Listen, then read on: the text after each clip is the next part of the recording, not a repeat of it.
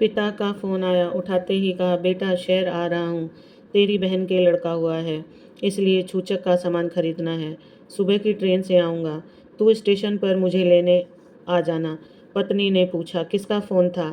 राजेश धीमी आवाज़ में बोला, पापा का फ़ोन था। वह बिगड़ते हुए बोली, यूं मरी मरी आवाज़ में बता रहे हो, जरूर बूढ़े ने पैसे मांग लिए होंगे। राजेश बोला, नहीं, पैसे नहीं मांगे, बोल रहे थे तेरी बहन के लड़का हुआ है, छूचक का सामान खरीदना है। राधिका झल्लाकर बोली, एक ही बात है, जब तुम्हें फ़ोन किया है इसका मतलब वो तुमसे छूचक के सामान के लिए पैसे की आस रखते हैं, इसलिए यहाँ आ रहे हैं। राजेश ने कोई जवाब नहीं दिया। राधिका बोली, बहन को लड़का हुआ है तो छूचक देना जरूरी है क्या? मेरे तो 2 लड़के हो गए, एक बार भी अपने माँ पापा से छूचक नहीं मांगा। अगर तुम्हारे पापा ने तुमसे पैसे मांग लिए तो कहाँ से दोगे? राजेश सुकचाते हुए बोला, हाथ का उत्तर तो देना ही पड़ेगा। कल विनोद से 10,000 रुपये उधार लाया था, वही दे दूंगा। राधिका की आंखों में आंसू आ गए। वह रोते हुए बोली, वो पैसे तो तुम मेरी कमर के इलाज के लिए लाए हो, देख रहे हो क्या हालत हो गई है मेरी, चलना भी मुश्किल हो गया है। राजेश बोला, थोड़ा सब्र कर ले, सब ठीक हो जाएगा। हमेशा इतने बुरे दिन नहीं रहने वाले, ये गर्मी गुजर जाए फिर धंधा चलने लगेगा। राधिका आंसू बहाते हुए बोली, क्या खाक अच्छे दिन आएंगे? 4 महीने पहले डॉक्टर ने मेरी कमर की एमआरआई कराने के लिए कहा था, तुम अब तक नहीं करवा पाए। बच्चों की फीस के लिए स्कूल वाले रोज उन्हें परेशान करते हैं, वो भी नहीं भर पा रहे हो। 3 महीने का मकान का किराया चुकाना बाकी है। मकान मालिक रोज भला बुरा कह जाता है। राजेश टूटे स्वर में बोला, क्या करूं यार, शहर में आने के बाद जिंदगी बहुत भाग रही है, खर्चे पर खर्चे निकल आते हैं, फिर भी कोशिश कर रहा हूं ना। और पापा ने हमसे कब पैसे मांगे हैं? कल पहली बार कुछ मांग लेंगे तो मना कैसे करूंगा? राधिका कमर को पकड़कर रसोई की तरफ जाती हुई बोली, बहन का छूचक भरना जरूरी है, बीवी चाहे बिना इलाज के मर जाए।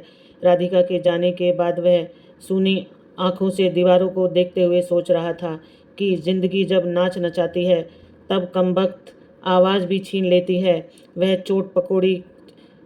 चाट पकौड़ी का ठेला लगाता था, मगर शहर में कंपटीशन बहुत बढ़ गया था। उसके आसपास और भी बहुत से ठेले लगने लगे थे। लोग कम पैसों में उससे अच्छी चाट बेचने लगे थे। बिक्री ढंग से नहीं हो पाती थी। बहुत बार तला हुआ माल भी बच जाता था। सुबह 4 बजे से 8 बजे तक दोनों पति पत्नी गधे की तरह काम करते, तब जाकर ठेला लग पाता। मगर जब से राधिका का कमर दर्द बढ़ गया था, तब से उसने दही बड़े बनाना बंद कर दिया था। अब उसे अकेले ही काम करना पड़ता था, क्योंकि राधिका उसका साथ नहीं दे पाती थी। आज पापा के आगमन के कारण उसने ठेला लगाना कैंसिल कर दिया था। वह सुबह ट्रेन आने से पहले ही साइकिल लेकर पिता को लाने स्टेशन पहुंच गया। जब पिता को लेकर घर पहुंचा, राधिका का कमर दर्द और भी ज़्यादा बढ़ गया था। वह कराते हुए चल रही थी। घर में आते ही दादा अपने दोनों पोतों को लाड लड़ाने लगा। पोतों को प्यार करते हुए दादा कह रहा था, मेरे बच्चों इतने कमज़ोर कैसे हो गए, ढंग से खाया करो बिटवा। उधर रसोई में चाय बनाते हुए राधिका बड़बड़ा रही थी, कहाँ से खाएंगे बुढ़ई, तुम्हारा बेटा कमाता ही कितना है, जितना कमाता है उतने से तो घर की आधी ज़रूरतें भी पूरी नहीं हो पाती। कम दूध की पानी जैसी चाय पीने के बाद राजेश के पिता ने उसे बुलाया। राजेश पिता के पास आकर ऐसे बैठ गया जैसे स्कूल का विद्यार्थी टीचर के सामने आकर बैठता है। पिता बोला, कैसा है रे राजेश?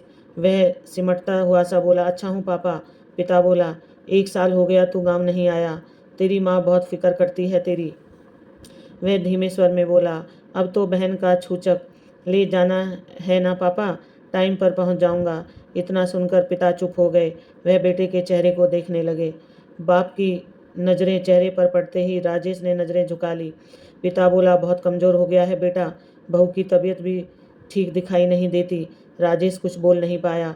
पिता आगे बोले, कोई परेशानी है क्या? बोला, नहीं पापा, बस धंधा थोड़ा सा मंदा चल रहा है। उधर रसोई में कान लगाए सुन रही राधिका मन ही मन बड़बड़ाई, एक एक पैसे को तरस रहे हैं बुढ़ऊ, ऊपर से तू पैसे मांगने आ गया, परेशानी तो और भी बढ़ गई है। पिता ने अपना थैला हाथ में लेकर उसमें से 100-100 के नोटों की 4 गड्डियाँ निकाल कर राजेश की तरफ बढ़ाते हुए कहा, ले पैसे की ज़रूरत है तो। मुझे बोल देता, बाप हूँ तुम्हारा, दुश्मन थोड़े ही हूँ। मुझसे मांगने में क्यों शर्माता है? राधिका ने रसोई की खिड़की से जब यह नज़ारा देखा तो उसकी आंखें भर आई। वह मुंह पर पल्लू ठूस कर रोने लगी। राजेश भी बाप के हाथों में नोटों की गड्डियाँ देखकर पत्थर हो गया। उसकी हिम्मत ही नहीं हुई पैसे लेने की। पिता बोले, क्या हुआ, ज़्यादा बड़ा हो गया क्या? ले ले, छूचक तो एक बहाना है। उसकी तैयारी तो तुम्हारी माँ ने पहले से कर रखी है। यहाँ तो मैं सिर्फ तुम्हें न्योता देने आया हूँ, पैसे मांगने नहीं आया। अभी मैं बूढ़ा नहीं हुआ हूँ बेटा, अपने बेटे बेटियों के नेक संस्कार अपने बलबूते पर कर सकता हूँ। ले पैसे रख ले, बहू का ढंग से इलाज करा, बच्चों की ढंग से परवरिश कर।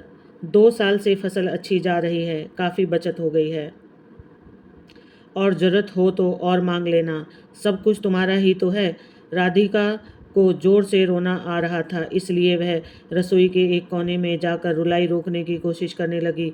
राजेश सोच रहा था, पापा से कहूँ शहर की ज़िंदगी और घर की ज़रूरतों ने थोड़ा सा कमज़ोर कर दिया है पापा, वरना तुम्हारा बेटा इतना कमज़ोर नहीं था।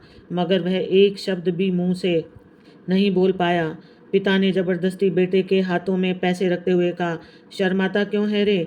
जब छोटा सा था तब तो पैसे न देने पर ज़मीन पर लौट जाया करता था, अब ज़्यादा बड़ा हो गया क्या? कहते हुए पिता की आंखों में भी आंसू झलमलाने लगे। राजेश बोला, ऐसी बात नहीं है पापा, बस मैं सोच रहा था कि पिता बोले, बस अब कुछ मत बोल और मुझे स्टेशन छोड़ आ। 2 दिन बाद तेरी बहन के यहाँ छूचक लेकर जा रहा हूँ, टाइम पर पहुँच जाना। अचानक राधिका रसोई से बाहर आकर ससुर के पैरों में झुक गई, बोली, पापा मुझे माफ़ कर दो, मैं पागल थी जो आपके बेटे को आपसे दूर ले आई। ये शहर की ज़िंदगी तो बहुत महंगी है। पापा, हमें भी गांव साथ ले चलो। आप लोगों से दूर चली तो आई हूँ, मगर चैन एक पल का भी नहीं मिला। पिता ने बहू के सर पर हाथ फेरते हुए कहा, आजा, अपने घर चल बिटिया, तेरे बिना हम भी बहुत अकेला महसूस करते हैं। दोस्तों, संतान की परेशानी को देखकर बाप का हृदय खंडित हो जाता है। औलाद कितना भी छुपाए मगर पिता पहली नज़र में जान जाता है कि वह तकलीफ में है। राधे राधे। आपको यह कहानी अच्छी लगे तो कमेंट करके ज़रूर बताना।